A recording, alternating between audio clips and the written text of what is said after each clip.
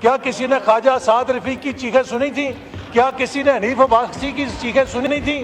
کیا کسی نے شہباز شریف یا نواز شریف، مریم نواز، حمزہ شہباز، شاہد خاقان میری چیخیں سنی تھیں؟ ہم نے خواجہ آصف کی چیخیں سنی تھی کسی نے؟ ہم نے الحمدللہ بہادری کے ساتھ سامنا کیا ہے. ہم چیخے نہیں تھے اس لیے کہ ہم حق اور سچ کے اوپر تھے. ان کی روز چیخیں نکلتی ہیں، ہائے میرا وہ نکل گیا، ہوا نکل گئی، میرا وہ آکسیجن ختم ہوگی. سنیں سچ سننے کی عادت، سچ سننے کی حوصلہ پیدا کریں، حوصلہ پیدا کریں، حوصلہ پیدا کریں. پھر جی تشریف رکھیں، سن لیں حوصلہ پیدا کریں.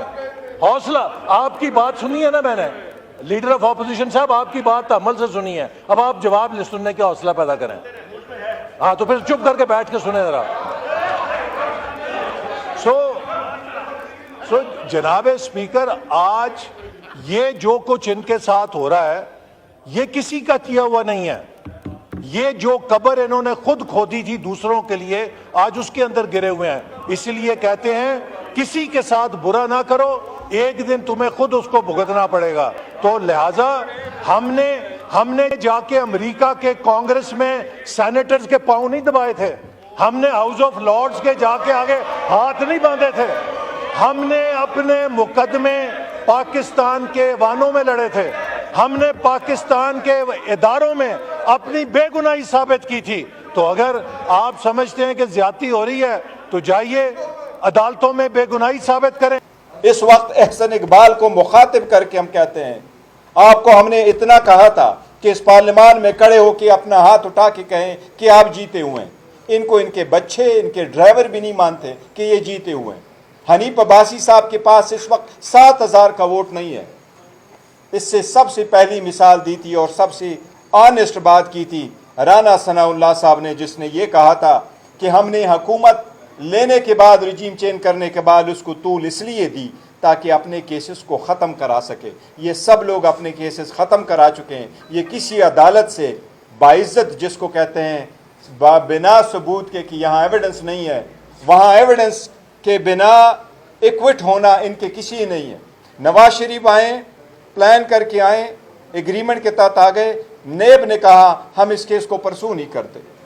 حسن اقبال صاحب سے پوچھو کون بندہ ہے جو 265 میں ایکوٹ ہوتا ہے. آپ حنیف عباسی صاحب سے کہیں کہ سپریم کورٹ نے آپ کو بیل تک نہیں دی تھی. آپ کا کیس ابھی بھی ہے فیڈرین کا، وہ تو پاکستان کا پوری بدنامی ہوئی تھی پوری دنیا میں. اور ایک بات کا آپ کو ضرور کہیں، جن لوگوں نے تمہارے ساتھ تمہارے خلاف کیس بنایا تھا وہ آج آپ کے ساتھ آپ کی حکومت میں آپ کے الائی ہیں. پاکستان تحریک انصاف نے آپ کے خلاف وہ کیس نہیں بنایا تھا. اسی طرح احسن اقبال کے خلاف جس نے کیس بنایا تھا وہ چیئرمین پیپلز پارٹی اور شاہد خان عباسی صاحب نون نے خود بنا کے دیا تھا. اس کا سکہ چلتا تھا، اسی نے بنوایا تھا. پاکستان تحریک انصاف نے کبھی بھی کسی بھی وقت میں کسی بھی سیاستدان کے خلاف پولیٹیکل بنیادوں پہ کیس نہیں بنایا ہے. کسی کے خلاف بھی انہوں نے کیس نہیں بنایا ہے. ہمارے ساتھ جتنی زیادتیاں ہوئی ہیں، ہمارے کسی ایک ساتھی نے بھی ان سے آ کے کوئی ریکویسٹ نہیں کی ہے. یہ گراؤنڈ ریالٹی ہے. لیکن آج آپ لوگوں نے دیکھا وہ جس طریقے سے کہتے ہیں چور الٹا کوتوال کو ڈانٹے، تو یہ ان کی statement. Minister planning Ahsan Iqbal یا پھر حنیف عباسی کو اٹھ کے بجائے اس کے کہ جو ہم نے پوائنٹس بتائے تھے بلوچستان پہ، سیلاب پہ، باقی ایشوز پہ، اہم ایشوز، اس کے اوپر وہ رسپونڈ کرتے. ان کا کیا تھا، ایک چھوٹی سوچ جب انسان کی ہوتی ہے تو پھر یہی ہوتی ہے جب کوئی پالیسی نہیں دے سکتا. جو یہ فارم 47 کی حکومت ہے، جن کے پاس عوام کا مینڈیٹ نہیں ہے، جب وہ کوئی جواب دے ہی نہیں سکتے اور نہ دینا چاہیں تو انہوں نے کیا کیا، اٹیک شروع کر دیا. وزیر اعظم عمران خان صاحب کے انہوں نے بات کی ہے. وزیر اعظم عمران خان صاحب کی سہولیات کے حوالے سے ان کو ڈیتھ سیل میں کیا سہولت ہوتی ہے وہ تو آپ نے دیکھ لیا. ایک پرانا سا کولر ہے، چھوٹا سا کمرہ ہے، 7x10 کا کمرہ ہے، کتابیں ان کو نہیں دی جا رہی ہیں. ہم لوگ اس کو کنڈیم کرتے ہیں. عدالت میں بھی ہم نے لکھا ہوا ہے، ہم نے پٹیشن دائر کی ہے اور انشاءاللہ اس کو پرسو کریں گے.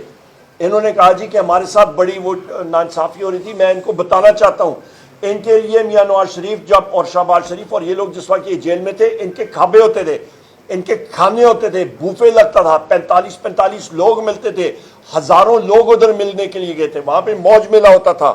یہاں پہ یہ بھی میں کہتا چلوں, انہوں نے NRO کے بارے میں بات کی ہے, تو mister Ahsan Iqbal and mister Hanif Abbasi, آپ لوگوں کو یاد ہونا چاہیے جنرل باجوہ نے آپ کو فیسیلیٹیٹ کیا, آپ کو پاکستان کی جو KGB ہے, میں انٹیلیجنس ایجنسیز کا نام لیتے ہوئے مجھے کوئی ایشو نہیں ہے, پر آپ کے چینل جو ہے اس کو کاٹتے ہیں, تو میں کہوں گا KGB, تو KGB نے جو وہ آپ کے جناب والا ریزلٹس جو ہیں اس کو چینج کیا اور کیبنٹ کے سامنے رکھا, اور وہ پلیٹلیٹ کاؤنٹس جو تھے نواز شریف کے وہ لو دکھائے, اس کی بیسس کو اس کو رائے فرار دیا گیا, اس کے بارے میں آپ کا کیا جواب ہے بھائی جان؟ اور اس کے بعد وہ NRO اور لنڈن پلان کے تحت ہی آپ لوگ ادھر آئے ہو اور فارم 47 کی حکومت آپ کی بنی ہے, ورنہ آپ کا تو صفایا عوام نے کر دیا تھا. یہاں پہ میں حنیف عباسی کو یاد کراؤں گا, جناب ایفیڈرین کا کیس نہ بھولیں, یہ دونوں صاحبان جو ہیں یہ بات کر رہے تھے جناب کہ رانا ثنا کے بارے میں اور باقی لوگوں کے بارے میں, میں بار میں کہہ چکا ہوں, رانا ثنا انٹیریئر منسٹر رہ چکا ہے, اس کے اوپر جو منشیات کا کیس تھا, جو DG اینٹی نارکوٹکس فورس اس وقت جس نے وہ کیس بنایا تھا, رانا ثنا کو چاہیے کہ موجودہ DG اینٹی نارکوٹکس اٹھ کے, جن کا میجر جنرل کا رینک ہے, وہ اٹھ کے رانا ثنا سے یا معافی مانگے اور کہیں کہ اینٹی نارکوٹکس فورس نے وہ فیبریکیٹڈ اور جھوٹا کیس بنایا تھا, اور اس وقت کے DG اینٹی نارکوٹکس کو پھر اس کے خلاف کیس کرنا چاہیے, اور اس کی ٹیم کو بھی سامنے لانا چاہیے, اور اس کے خلاف لیگل پروسیڈنگز کرنی چاہیے. کیوں نہیں کر رہے ہیں؟ لہٰذا یہ چیز سامنے آنی چاہیے. اس کے بارے میں ابھی آخر میں یہی کہوں گا کہ حکومت کے ساتھ کوئی بات کرنے کی نہیں ہے.